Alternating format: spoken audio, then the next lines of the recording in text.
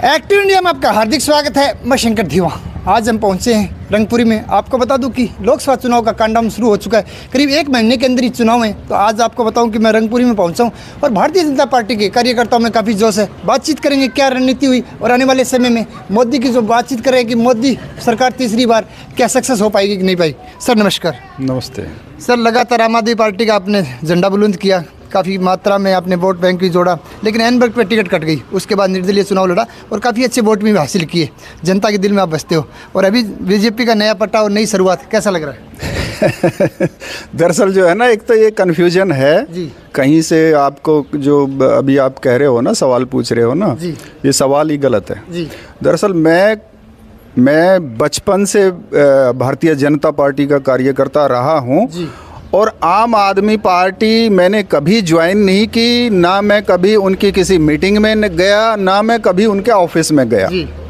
हाँ, एक बार पिछले लोकसभा के चुनाव में, पिछला जो लोकसभा का चुनाव हुआ था 2019 में, उसमें आम आदमी पार्टी के और जो है दिल्ली के उप मुख्यमंत्री मनीष सिसोदिया जी इसी ऑफिस में ज़रूर आए थे, बस केवल इतनी बात थी जी। हाँ, लेकिन मैं उस टाइम जो है निर्दलीय चुनाव लड़ा था और बीजेपी ज्वाइन नहीं की थी वो जिस टाइम आए थे। तो ये तो ऑफिस में और घर में तो किसी के कोई भी आ सकता है, उससे पार्टी थोड़ी ज्वाइन कर लीजिए। जी जी। सर, मैं बात करूं भारतीय जनता पार्टी की, अभी लगातार आपको पता है कि प्रचार स्टार्ट हो चुका है। रामवीर भिदुड़ी को टिकट दिया गया है। कैसी चुनौती मानते हो, क्योंकि आम आदमी पार्टी और कांग्रेस भी एक हो चुके हैं? जी बिल्कुल, दोनों एक हो गए हैं, लेकिन रामवीर भिदुड़ी बहुत पिछले जो है 53 साल से जी पॉलिटिक्स में हैं, बहुत ही मंझे हुए और बहुत ही सभ्य और बहुत ही अच्छे व्यक्ति हैं। भारतीय जनता पार्टी ने उनको साउथ दिल्ली से कैंडिडेट बना के जी कहीं ना कहीं बहुत ही अच्छा काम किया है और इससे साउथ दिल्ली का बहुत ही अच्छा विकास होगा। बल्कि वो तो जो है ना, लगता है कि दिल्ली के भी विकास में काफ़ी उनकी भूमिका रहेगी आने वाले टाइम में। भारतीय जनता तो दूसरी बात करूँ कि आज कार्यकर्ताओं की आप मीटिंग ले रहे हो, तो कैसा रिस्पांस आ रहा है और कैसे आने वाले समय में कैसी रणनीतियाँ रहेगी? कार्यकर्ताओं का साथ में वोटरों का जी बहुत ही अच्छा रिस्पांस है। लोग बहुत ही उत्साहित हैं जी, खासकर जो है बीजेपी के प्रति और जो मोदी के प्रति, और उनसे भी ज़्यादा जो है कैंडिडेट जो हमारे यहाँ जो रामवीर भिदुड़ी जी आए हैं, उनके कारण से लोगों में बहुत ज़्यादा उत्साह है जी। आप महिला सशक्तिकरण की बात करूँ कि अभी आपको पता है कि नरेंद्र मोदी ने 50% आरक्षण भी दिया। उसके बाद में आपको बताओ बेटी बचाओ बेटी पढ़ाओ कैंपेन चलाया, काफ़ी अच्छा महिलाओं के लिए काम किए। तो क्या आने वाले समय में ये रणनीति कामयाब होगी कि महिलाओं के लिए और काम किया जाए? बिल्कुल बिल्कुल, मैं मोदी जी का बहुत बहुत धन्यवाद करती हूँ कि उन्होंने भी हम महिलाओं के बारे में सोचा। और हमारी महिलाएं हैं वो काफ़ी मतलब कि एमपी का भी इलेक्शन लड़ रही हैं और राज्य में हमारी एमएलए का या पार्षद का काफ़ी संख्या में बनी हैं। और मोदी जी ने जो उज्ज्वला योजना है, धुएं से जो धुएं में महिलाएं काम करती थी उससे भी निजात मिली है और उसमें काफ़ी 10 या 12 करोड़ महिलाओं को उन्होंने ये जो सिलेंडर की योजना उज्ज्वला की वो दी है। बेटी पढ़ाओ बेटी बचाओ जो है आंदोलन है वो भी सक्सेस है काफ़ी, कि जिस सरकारी हॉस्पिटल में जिस बालिका का जन्म होगा उसे 1 लाख रुपए दिए जाएंगे और जब वो 18 साल की होगी तो वो पैसा उसकी पढ़ाई में या किसी भी काम में लगाया जा सकता है। जन औषधि केंद्र खुलवाए हैं मोदी जी ने, जिसमें जेनरिक दवाइयाँ हैं जो हमारी मतलब कि गवर्नमेंट बनाती है, जो कि बिल्कुल जनमन दवाइयाँ हैं, वो काफ़ी सस्ते दामों पे गरीब या मध्यम वर्ग का वो उसे खरीद सकता है। और मोदी जी ने जैसे अटल पेंशन योजना है, जीरो बैलेंस से खाता, मतलब काफ़ी ऐसी योजनाएं हैं। 500 साल से मतलब कि हमारे मतलब पूरा भारतवर्ष भगवान राम के राम मंदिर की स्थापना के लिए जो मुकदमा लड़ रहा था, राम मंदिर बना के उन्होंने, देखिए केंद्र में और भी सरकारें आई हैं लेकिन उसके बारे में किसी भी सरकार ने नहीं सोचा। जो मोदी जी ने करोड़ों भारतीयों की जो आस्थाओं का केंद्र है भगवान राम, और जो हमारी धार्मिक उसमें भी आता है, उन्होंने राम मंदिर बनवा के पूरे देश का विश्व में भारत का परचम लहराया है। मैं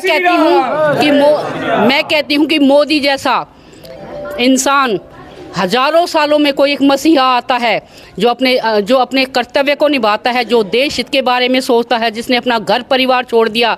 मैं तो यही कहूँगी कि हमें देश हित का सोचना है, पूरे देश का सोचना है, तो ज़्यादा से ज़्यादा संख्या में हम तो मोदी जी को वोट देंगे और जो हमारे यहाँ से MP के खड़े हैं भाई, उनको भी ज़्यादा से ज़्यादा संख्या में वोट दे के यहाँ से जिता के भेजेंगे। जी, जहाँ तक बात करी राम मंदिर की, प्राण प्रतिष्ठा का प्रोग्राम हुआ, आपको पता है कि 22 जनवरी को काफ़ी उत्सव के साथ बनाया गया और काफ़ी पुराना मुद्दा था, 1987 से ही चला आ रहा था। उसके बाद में सुप्रीम कोर्ट ने आदेश दिया, लेकिन भारतीय जनता पार्टी ने उसको लपक लिया। तो उसके बारे में आपको क्या बोलना चाह रहे हैं? भारतीय जनता पार्टी ने मुद्दा लपक लिया, मैं इस बात से सहमत नहीं हूँ। हमेशा से भारतीय जनता पार्टी के मैनिफेस्टो में ये रहा है कि रामलला हम आएंगे और मंदिर वहीं बनाएंगे। विपक्षी कहते थे कि मंदिर वहीं बनाएंगे पर तारीख नहीं बताएंगे। अब तारीख भी बताई, शिलान्यास भी हुआ और आज की डेट में 2-3 लाख लोग प्रतिदिन श्री राम के दर्शन भी कर रहे हैं। तो मुद्दा लपका नहीं, हमेशा से मन में था, आत्मा में था, विचारों में था, पार्टी की कार्रवाई में हमेशा शामिल रहा है। जब से भारतीय जनता पार्टी बनी है तब से ये मुद्दा था कि हम राम मंदिर बनवाएंगे। जहाँ तक विकास की बात करूँ, आपसे ही आधा किलोमीटर दूर ही द्वारका एक्सप्रेस वे का 2 दिन पहले ही मोदी जी ने शिलान्यास किया, जनता के द्वारा सौंप दिया गया और जो मुंबई तक का एक सफ़र आसान हो गया। इसको भी एक मुद्दे के तौर पे तो नहीं बोलूँगा कि एक विकास के तौर पे भारतीय जनता पार्टी की एक अच्छी पहल है। देखिए, भारतीय जनता पार्टी और नरेंद्र मोदी जी का दूसरा नाम ही विकास है। जब विकास की रफ्तार धीमी हो जाती है, जब विकास की रफ्तार धीमी हुई और भ्रष्टाचार बढ़ा, तो भारतीय जनता पार्टी का पुनः आगमन हुआ और भारतीय जनता पार्टी सत्ता में आई।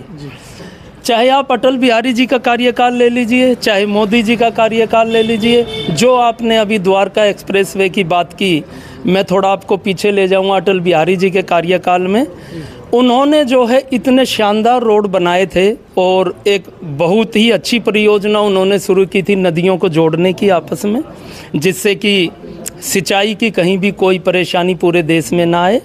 तो भारतीय जनता पार्टी हमेशा रोड पे बहुत ध्यान देती है और उसी का जो है परिणाम है कि अभी हमसे 500 मीटर दूरी द्वारका एक्सप्रेसवे का प्रधानमंत्री जी ने उद्घाटन किया। देश में सबसे अच्छा काम नितिन गडकरी जी कर रहे हैं, जो हाईवे मिनिस्टर हैं, और पूरे देश में बहुत अच्छी सड़कों का जाल बिछाया गया है। जिस देश में रास्ते अच्छे होंगे, सड़कें अच्छी होंगी, परिवहन के साधन अच्छे होंगे, मेरा मानना है, मेरा अपना विचार है कि वो देश जरूर तरक्की करेगा। बहुत बहुत धन्यवाद। तो आज हम पहुंचे थे रंगपुरी में। आपको बता दूं कि एक तरफ मोदी की गारंटी है, दूसरी तरफ केजरीवाल भी विकास के नाम से वोट मांग रहा है। जहां तक मैडम ने बोली थी कि उज्ज्वला योजना के तहत पैसा दिया जा रहा है, तो केजरीवाल भी 1000 रुपये देने के लिए महीना को बजट में घोषणा कर दिया। जुलाई से ये लागू हो रहा है। तो देखना है, जनता ये डिसाइड करेगी कौन विकास कर रहा है, कौन नहीं कर रहा है, किसकी गारंटी चलती है और किसकी नहीं चलती। तो आने वाले लोकसभा चुनाव और उसके बाद 1 साल बाद विधानसभा चुनाव है, उसमें दिख जाएगा। तो आज बस इतना ही, कल फिर मिलेंगे नई मुहिम के साथ। तब तक के लिए जय हिंद, जय भारत। आप हमारे चैनल को लाइक शेयर एंड सब्सक्राइब जरूर करें। वंदे मातरम, नमस्कार।